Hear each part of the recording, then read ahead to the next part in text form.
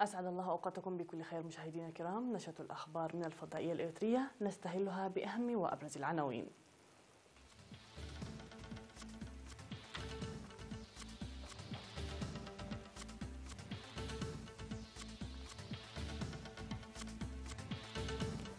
وفد إريتريا عالي المستوى يصل إلى أديس أبابا.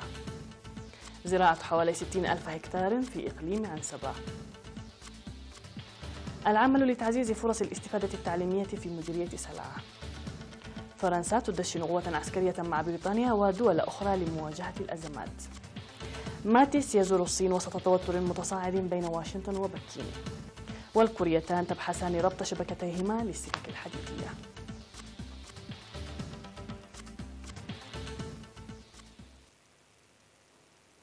من العناوين إلى التفاصيل، أهلا بكم. وصل بعد ظهر يوم أمس الثلاثاء 26 من يونيو وفد إريتريا عالي المستوى يضم كل من معالي وزير الخارجية السيد عثمان صالح ومستشار فخامة الرئيس إسياس أفورقي السيد يمانة جبرآب إلى العاصمة الإثيوبية أديس أبابا. واستقبل الوفد الإريتري عالي المستوى عند وصوله إلى مطار بولي الدولي باستقبال باهر من قبل كبار مسؤولي حكومة جمهورية إثيوبيا الفيدرالية، يتقدمهم رئيس الوزراء الدكتور أبي أحمد ووزير الشؤون الخارجية الدكتور ورقنه جبيهون وممثلي الشعب وغيرهم. يذكر بأن فخامة الرئيس إسياس أفورقي صرح في الكلمة التي ألقاها بمناسبة إحياء ذكرى الشهداء في 20 من يونيو أن الحكومة الإريترية، وبعيدا عن حملات العلاقات العامة والتبادل الإعلامي ومن أجل التعرف عن كثب وبتعمق على الأوضاع الراهنة ورسم خطة العمل المستقبلية، سوف تقوم بإرسال وفد إلى أديس أبابا.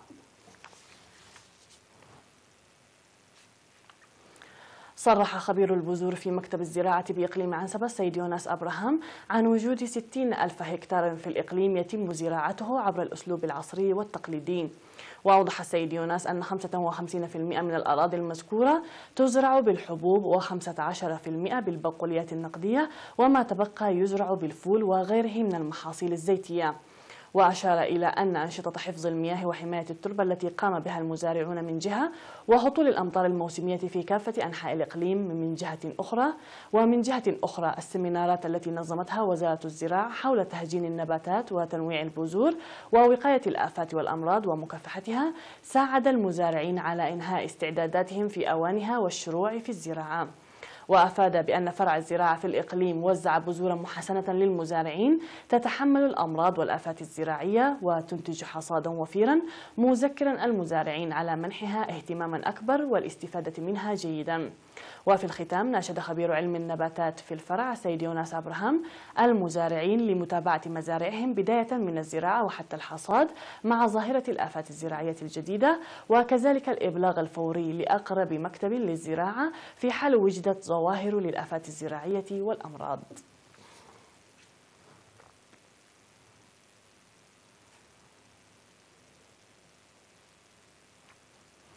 أعلن في مديرية سلعة بإقليم الجاش بركة بأنه يتم العمل للتعرف على العوامل الاجتماعية والاقتصادية وغيرها من العقبات التي تعرقل تقدم الطلاب حتى المراحل العليا والعمل على استئصالها. وأوضح مسؤول مكتب التعليم في المديرية الأستاذ إبراهيم أكود لوكالة الأنباء الإريترية أنه بالرغم من توسع فرص التعليم إلا أنه ونتيجة لحياة الترحال وغيرها من المشاكل الاجتماعية، ومع تدني أعداد الطلاب الذين يتوجب حصولهم على خدمات التعليم في العمر المحدد، لم يصلوا إلى المرحلة الثانوية، موضحا إلى وضع برنامج لإيجاد حلول بالتفاهم مع الإدارة والسكان.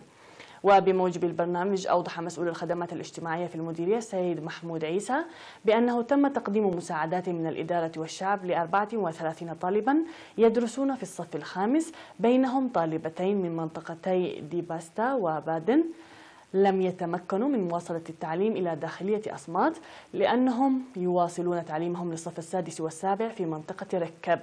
ودعا إلى منح اهتمام أوسع لفتح مدرسة داخلية في المنطقة من أجل ضمان استمرارية البرنامج وتعزيز مساهمة الطلاب. من جانبه ناشد الطلاب بفتح مدرسة داخلية في مناطقهم من أجل مواصلة تعليمهم الثانوي، مؤكدين بأن الفرص التي أتيحت لهم لتلقي التعليم في مناطقهم ساعدتهم على الدراسة استنادا على ثقافة وعادات مجتمعهم.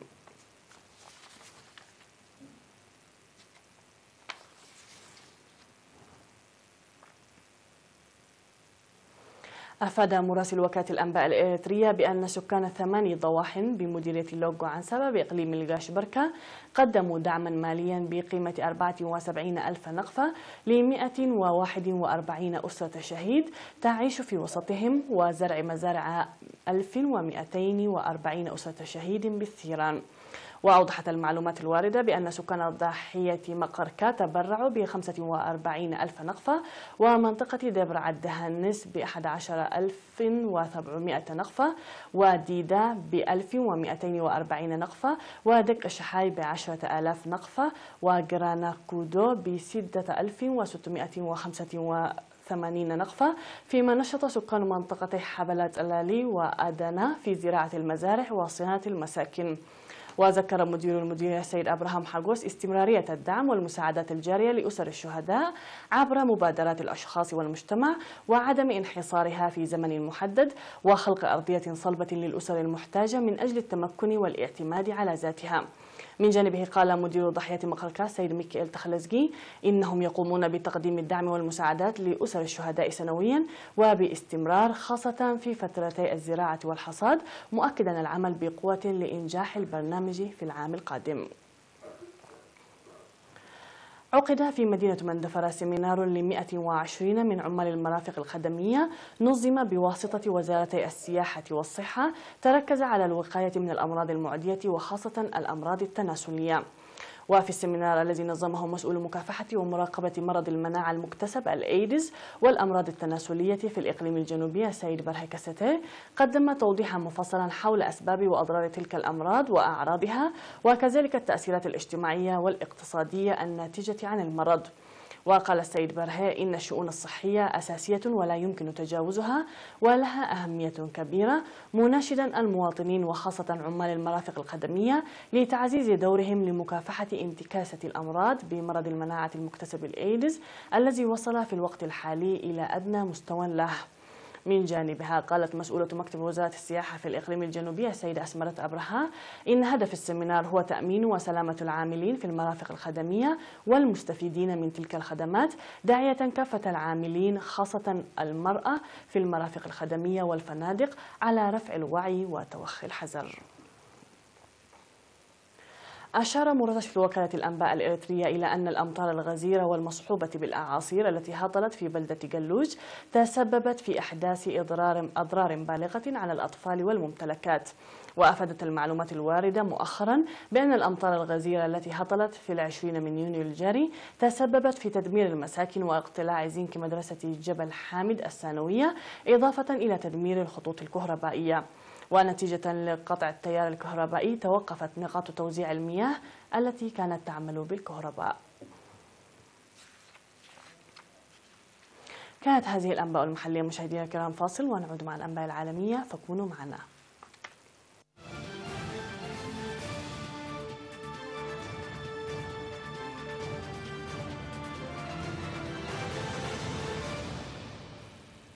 على الصعيد العالمي، دشنت فرنسا قوة عسكرية مع دول أخرى من بينها بريطانيا خارج إطار الاتحاد الأوروبي، فيما تحاول باريس الإبقاء على لندن قرب الدفاعات الأوروبية بعد خروجها من التكتل. وتهدف القوة التي تعرف باسم مبادرة التدخل الأوروبية إلى تشكيل تحالف مع جيوش مستعدة لمواجهة الأزمات قرب حدود أوروبا خارج إطار حلف شمال الأطلسي والولايات المتحدة. وتأتي الخطوة بعد أشهر من المفاوضات مع ألمانيا التي تريدها فرنسا أيضا في محور القوة الجديدة. وأقامت وزيرة الدفاع الفرنسية فلورنس بارلي احتفالا في لوكسمبورغ، حيث وقعت ألمانيا وبلجيكا وبريطانيا والدنمارك وأستونيا وهولندا وإسبانيا والبرتغال خطاب نوايا. وتسعى بريطانيا رغم انسحابها من الاتحاد إلى إبرام معاهدة أمنية مع التكتل بحلول العام المقبل، في إطار حرصها على الحفاظ على إمكانية الوصول لقواعد بيانات الاتحاد الأوروبي وعقود الأسلحة وتبادل معلومات المخابرات.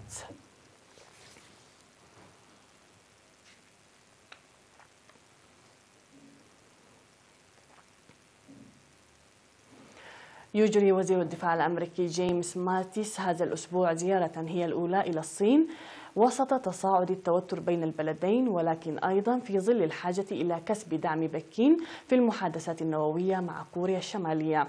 وصرح ماتيس بأنه يريد اتخاذ إجراءات حيال الطموحات الاستراتيجية للصين بعد نشرها أسلحة على جزر متنازع عليها في بحر الصين الجنوبي ووسط سعيها لإظهار قوتها العسكرية في عمق المحيط الهادي. ويأمل ماتيس أيضا خلال جولته التي تستمر 4 أيام وتشمل كذلك كوريا الجنوبية واليابان في تأكيد التزام الصين الضغط على كوريا الشمالية للتخلي عن أسلحتها النووية بعد محادثات تاريخية بين الرئيس الأمريكي دونالد ترامب والزعيم الكوري الشمالي كيم جونغ أون في سنغافورة أوائل يونيو الحالي. وتأتي الزيارة إلى الصين على وقع توترات بين الطرفين تتعلق بعدة ملفات، إذ انخرطت إدارة ترامب في سجال مع بكين بشأن التجارة وسرقة الأسرار الصناعية والتهديدات الإلكترونية. بحثت الكوريتان ربط شبكتي السكك الحديدية للبلدين على الحدود بينهما، مما سيحدث تحولا في العلاقات في شبه الجزيرة المقسومة. وجرت هذه المحادثات الأولى حول هذا الموضوع منذ 10 سنوات في بلدة بانبونجوم الحدودية الواقعة في المنطقة المنزوعة السلاح، والتي تم فيها توقيع الهدنة في الحرب الكورية. وربط شبكتي السكك الحديدية وتحديث الشبكة الكورية الشمالية المتقادمة سيمنح الجنوب الذي يقوم اقتصاده على الصادرات طريقا بريا إلى الأسواق الصينية والروسية وأبعد منها إلى الأسواق الأوروبية. كما سيشكل هذا المشروع تغييرا هاما لشبه الجزيرة التي لم تشهد أي اتصال مباشر ولو عبر البريد بين مدني شطريها منذ التقسيم الذي أرسته الهدنة عام 1953.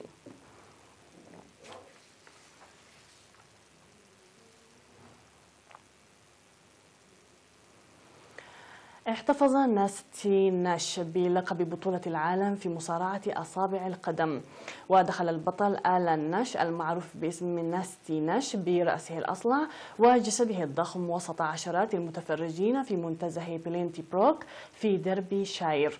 وبعد فحص قدمي المتنافسين للتأكد من خلوها من الفطريات أو الإصابات، يجلس اللاعبان على الأرض وجها لوجه وتتشابك أصابع قدميهما على أن يحاول كل منهما طرح قدم منافسه أرضا ناحية اليمين أو اليسار. وبالفعل تغلب ناش على منافسه بين وودروف في نهائي الرجال وفاز بالبطولة للمرة ال15. وتأسست رياضة مصارعة أصابع القدم في سبعينيات القرن العشرين وتشبه مصارعة الذراعين.